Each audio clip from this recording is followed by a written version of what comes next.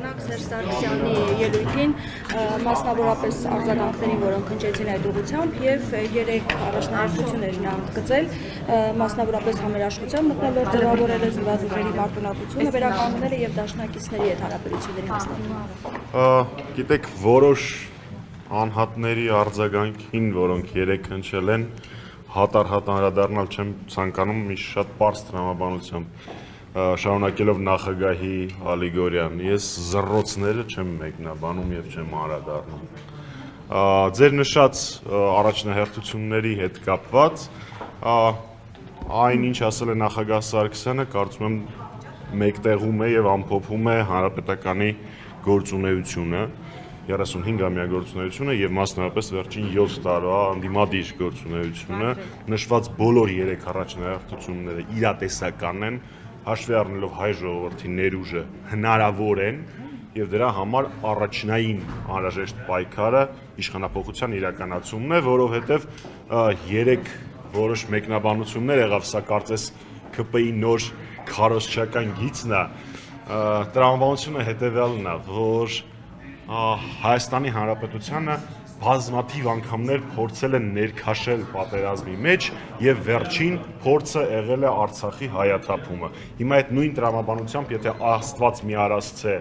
հարցակվեն Սյունիքի վրա կամ Գեղարքունիքի մարզի վրա, էլի տենց խրոխտ դեմքով գալու են այս բանների դիմաց կանգնեն ու ասեն, դե Հայաստանին փորձում են ներքաշել պատերազմի մեջ, հարցակվում են Հայաստանի վրա, բայց իրենք հերոսաբար չեն արձագանքում այդ հարցակումներին, դա մեկ, եւ երկրորդ էլի զավեշտը, որը վերջերս քննարկվում է, հարցին թե ինչու Ադրբեջանը չի արձագանքում այսպես կոչված խաղաղության պայմանագրի ստորագրման ամեն օր, ամեն ժամ հնչող առաջարկներին, Փաշինյանը ստատուս է գրում 15 րոպե մեկ դրա մասին եւ այլն, իրենք պատասխանում են, դե Ադրբեջանը անակնկալի է եկել Հայաստանի համաձայնությունից, չգիտեն ինչ անեն, տենց լավ չի, Սևանը հանձնեք ավելի շատ անակնկալի կգան, տենց իրաց նպատակը Ադրբեջանը անակնկալի բերելն է, անակնկալի ուրիշ ձև են բերում իրեն Ադրբեջանին, իսկ դրանք իրենք ունակ չեն։ Իսկ երբ Փաշինյանը իր ելույթում ասաց, որ ադրբեջանցիները կրակում են Հայաստանի տարածքի վրա, գուցե անկարգ են կամ էլ ժողովրդին են վախեցնում։ Նախ հիշեցնենք, որ ժողովրդին վախեցնողներից առաջինը հենց Փաշինյանն էր, որոնց այս տարի մոտավորապես այս ժամանակ Տավուշի մարզի գյուղերով շրջում էր եւ մեր քաղաքացիներին, մեր հայրենակիցներին վախեցնում էր պատերազմով։ Մեկ, երկրորդ, ես երբեք չեմ դադարի զարմանալ ԿՊ-ականների ունակությունից Ադրբեջանի փոխարեն ներողություն բառիս համար, բայց կռուտիտ լինելու ունակությանը։ Այսինքն այն հայտարարությունները, որոնք սովորաբար Ադրբեջանն է տարածում, զինվորները անկարգ են, չնայած դրան նույնիսկ Ադրբեջանը չի հասել, թիրախային չեն, օդ են կրակում, այսինքն ԿՊ-ականները ու ցավոք սրտի նաև պաշտպանության նախարարությունը վերջին շրջանում Ադրբեջանի փոխարեն արդարանում է։ Այսինքն ես սրա ինչը մեկնաբանեմ, այն եթե ամեն պատասխանը, որը սովորաբար Ադրբեջանի հերյուրանքներին էի տալիս, դժվար իրանց դուր գա, բայց իրանք ավելին են արժանի։ Ձեր հարցը շատ։ Ամեն դեպքում, որ նշել է Սերժ Սարգսյանը, որ ձեր էշին, ձեր վրանը կապեք եւ այլն, որի ճակատը դուք պաչեցիք եւ այլն։ Արդյոք ընդդիմությանը համերաշխության մթնոլորտը կհաստատվի եւ ում է վերաբերվում։ Ես ուզում եմ հասկանալ, ինչ խնդիր կա նախագահի այդ հայտարարության, որովհետև եթե ընդդիմության մեջ կան մարդիկ, որոնք որոշել են այդ էշը բերել մեր կուսակցության դռանը կապել, չէ, դա չի հաջողվելու ու չէ, դե այդ մարդկանց հետ ինչ համերաշխություն անեն։ Մարդիկ, որոնք լկտիաբար ժամանակին դրան նպաստել են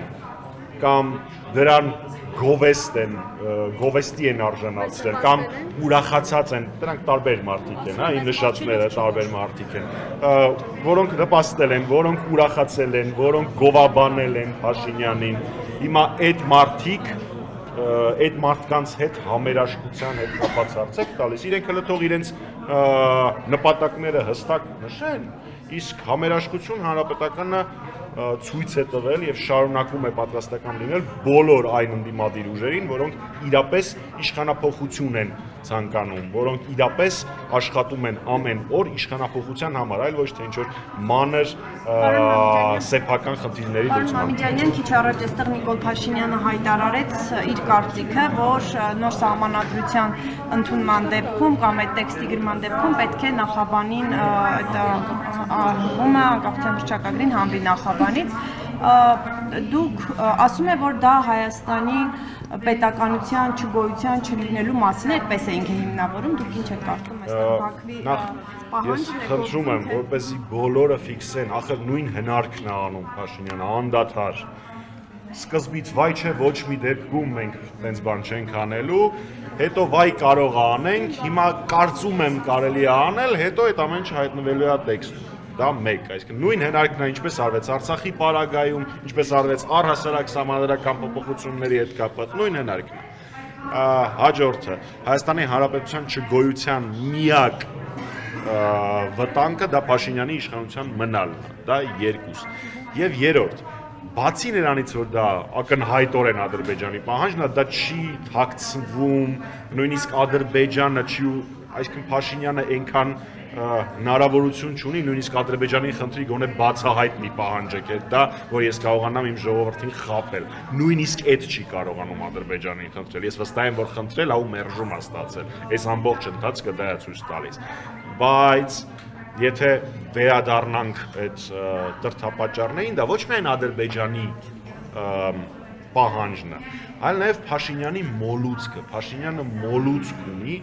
հերոստրատի մոլուցք է, ինքը լավ բանով չի կարող արդեն հաստատ պատմության մեջ մտնել։ Դրա համար փորձում է մաքսիմալ վատ բաներով մտնել։ Ինքը որոշել է, որ պատմության դասագրքերի մեջ պիտի մտնի։ Երևի հիմա հույս ունի, որ իր արևին 4-րդ հանրապետության դրամաբանության մեջ պետք է մտնի պատմության մեջ։ Ես ուզում եմ Փաշինյանին հանգստացնել, թող չանհանգստանա։ Ինքը արդեն որպես դավաճան կապիտուլյանտ պատմության մեջ մտել է։ Էլ մի իզդիր, հերիք է։ Իսկ պարոն Մամեդյանի Համերաշխություն դուք չեք պատկերացնում։ Ես չասեցի, որ ես համերաշխություն չենք պատկերացնում։ Ես ոչ էլ ասեցի, որ չէ, մի վարքան նեղություն։ Քննադատությունը նորմալ քաղաքական գործընթացի մաս է, հանրապետականը միշտ էլ ականջալուր է քննադատությանը, մի մասը դրա հաշվի է առնում, դրանից հետևություններ է արվում եւ այլն եւ այլն եւ այլն։ Բայց հասկանում եք, մենք միասին ենք եղել, դուք որպես լուսաբանող, մենք որպես ակցիայի առաջամարտիկ, այն ժամանակ, երբ իրականացվում էր ոստիկանական բռնություն, երբ կիրառվում էին հատուկ միջոցներ ու մենք ոստիկանական բիրտ ուժ կիրառող շարքերի դիմաց կողքի կանգնած էինք։ Հիմա եթե կողքից կանգնածը այդ տեղից գնալու է իր գրասենյակ, ստացած փողերը հաշվի, լայվ միացնի ու ասի գիտեք, այս ինչը վերել է իշխանության ու ինչ որ հեքիաթներ, ստեր, խայտարակ զզվելի հերյուրանքներ տարածի իմ մասին։ Ես այդ մարդու հետ խրամատում ոնց կանգնեմ։ Այնպես որ իրենք դա պիտի մտածեն։ Իսկ պարոն օրակարգ չկա, դժվարտոցից բացի։ Կարող եմ ասել, որ Հայաստանի Հանրապետական կուսակցության անունից եւ Հայաստանի Հանրապետական կուսակցության ֆրակցիայի անունից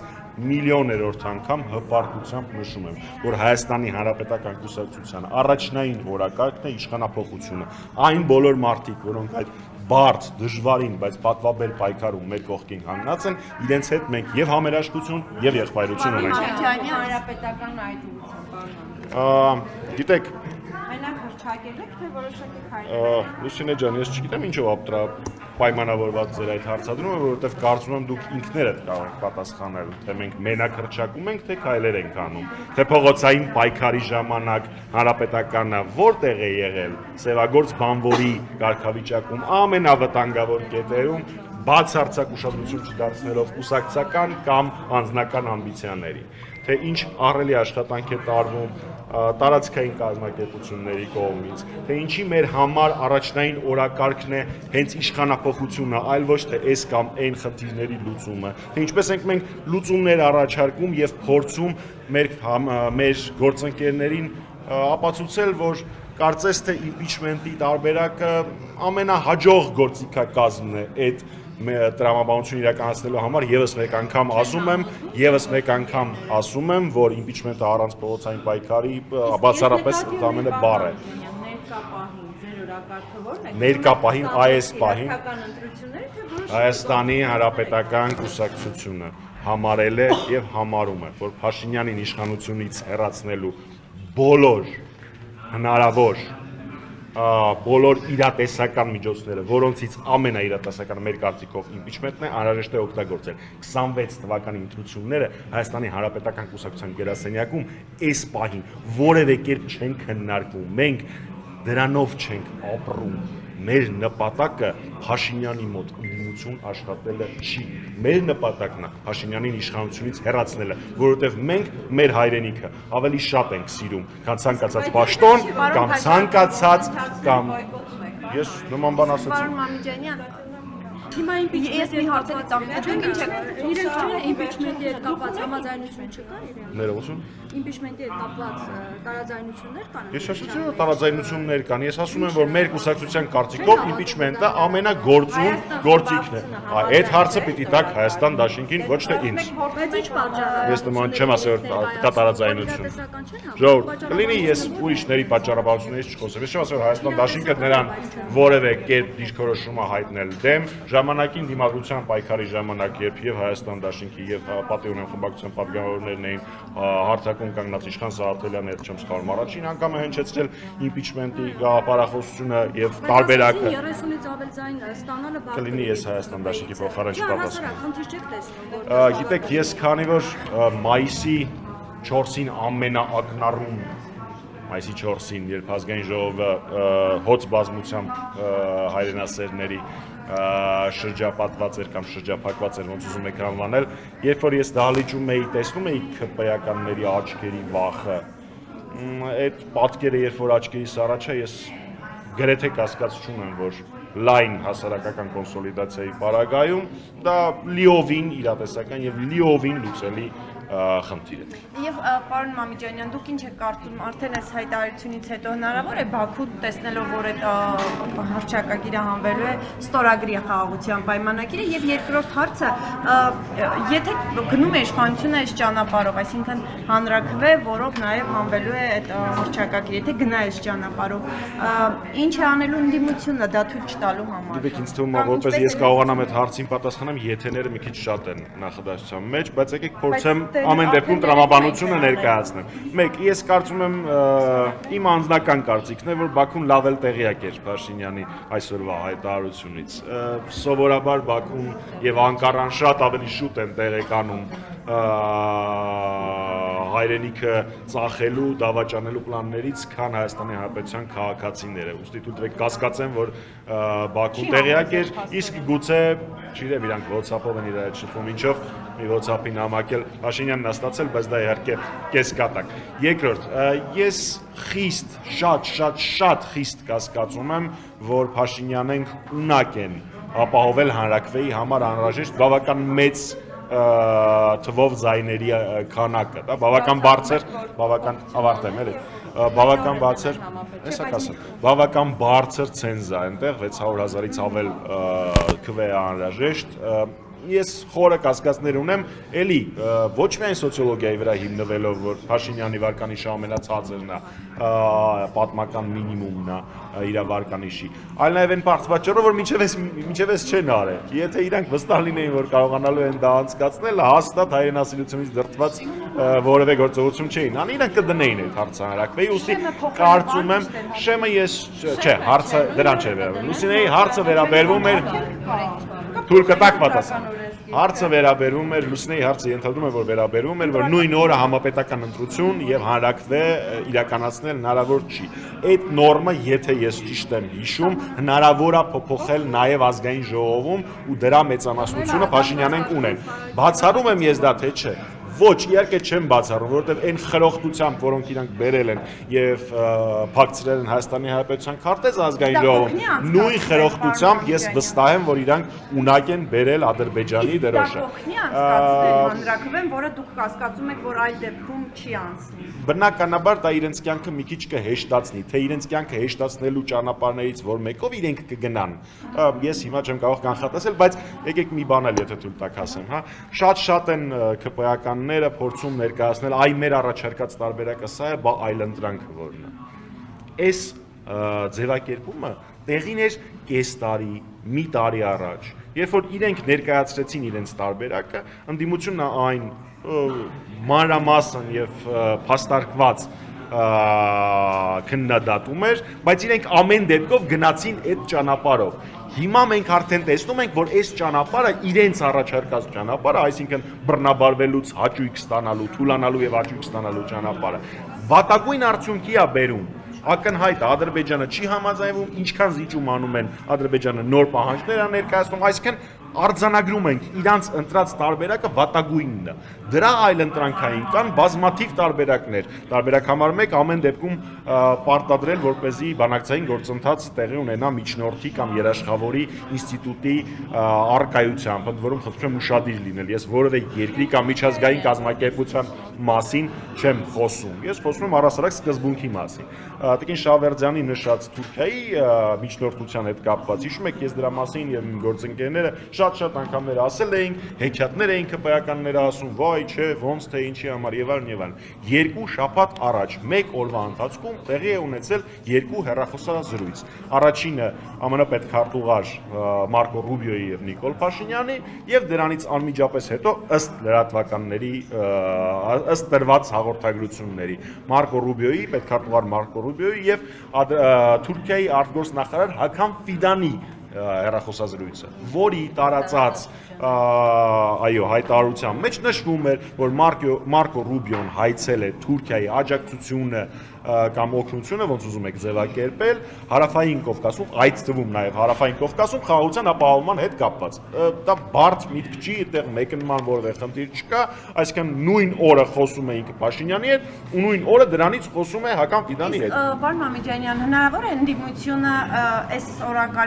օրակարգը տապալելու կամ դրան ընդվզելու համար, օրինակ, ոչի ճակատ ձևավորի եւ այդ հանրակրվեի դեմ։ Եթեները շատ են, ախր։ Չէ, բայց եթե անդնում ենք այդ ճանապարհով քննարկումներ կամ չի, Հայաստանի Հանրապետական կուսակցությունը բոլոր հնարավոր գործիքները կկիրառի, որպեսզի Փաշինյանին չհաջողվի վերջակետ դնել երրորդ հանրապետության գոյության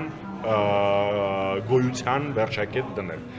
Մենք դրա համար ամեն ինչ կանենք, գործիքները շատ են, մենք դրանով զբաղվում ենք նաև հիմա։ Գիտեք, Տիկին Շավերձյան, ես իհարկե հասկանում եմ, որ այդ վերնագիրը շատ ավելի հնչեղ կլինի, բայց դա վիճակ է դա, բայց դա ճիշտ հասցեագրված նախադասություն չի, կարծում եմ հանրապետականին մեղադրել նման բանի համար վերջին առնվազն բոլոր պայքարների ընթացքում տեղի ունեցած եւ հանրապետականի դրսեւորած պայքարի տրամաբանության մեջ մի տեսակ ինձ թվում է անկեղծ չի։